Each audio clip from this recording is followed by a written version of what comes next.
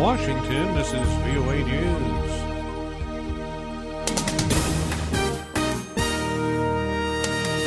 Islamic State video shows beheading of another American journalist. New warning about Ebola epidemic and food shortage. I'm Ray Kouguell reporting from Washington. The Islamic State extremist group released a video that appears to show the beheading of a second U.S. hostage, journalist Steven Sotloff. The U.S. State Department is reviewing it. Here is spokeswoman Jen Psaki. We've seen reports of a video that purports to be the murder of U.S. citizen Steven Sotloff by ISIL. The intelligence community will work as quickly as possible to determine its authenticity. If the video is genuine, we are sickened by this brutal act taking the life of another innocent American citizen. In the video, a black-masked militant with a British accent speaks directly to President Obama, calling Sotloff's death retaliation for U.S. airstrikes on the Islamic State in Iraq. Sotloff was taken captive in Syria in August of 2013. He worked for Time and Foreign Policy magazines. The Islamic State beheaded another U.S. journalist last month, James Foley, and also posted the gruesome murder on the Internet. In the latest video, the unidentified militant also threatened the life of British hostage David Cawthorne-Haynes.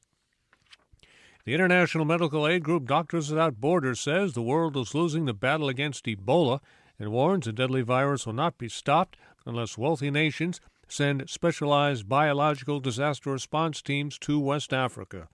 The organization's president, Joanne Liu, says that her group, which has treated more than 1,000 Ebola patients in West Africa since March, is completely overwhelmed by the disease outbreak. This is VOA News.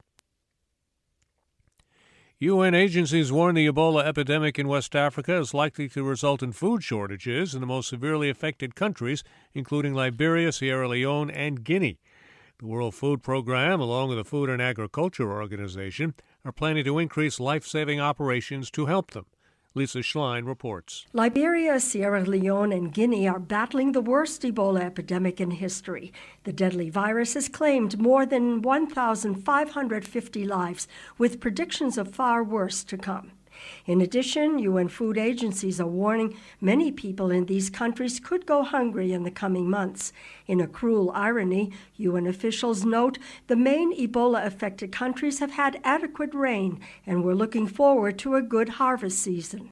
To meet short-term food relief needs, the WFP and FAO are launching a regional emergency operation to deliver 65,000 tons of food to 1.3 million people over the next 3 months. Lisa Schlein for VOA News, Geneva. U.S. defense officials are trying to determine whether a drone strike in Somalia killed Ahmed Abdi Godani, the leader of militant group al-Shabaab. Rear Admiral John Kirby says the attack used manned and unmanned aircraft to target senior al-Shabaab leaders meeting in the lower Shabelle region. President Obama is on his way to a 4-day European trip aimed at reassuring NATO allies of active U.S. support as regional tensions over Russia's role in Ukraine continue to worsen. On Thursday, he joins the leaders of 27 other NATO nations for a summit aimed at sharpening Western support for Ukraine as Kiev battles a months-long rebellion by pro-Russian separatists near the Russian border. A Ukrainian official, meanwhile, says Russian troops have been spotted in 10 locations inside eastern Ukraine, including 2 major cities. Andrei Lysenko, spokesman for Ukraine's National Security and Defense Council, says 15 Ukrainian soldiers were killed in eastern Ukraine over the previous 24 hours. Russia has repeatedly denied it has any troops in Ukraine. Police in Saudi Arabia have arrested 88 men suspected to be part of an al-Qaeda terrorist cell operating in the kingdom. The Interior Ministry says a number of the suspects had previously been detained on similar charges, but were released.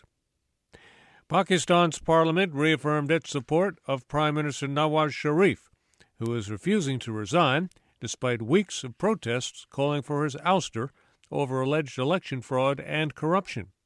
Thousands of protesters have camped out in the capital, Islamabad, for almost 3 weeks. I'm Ray Kouguell in Washington.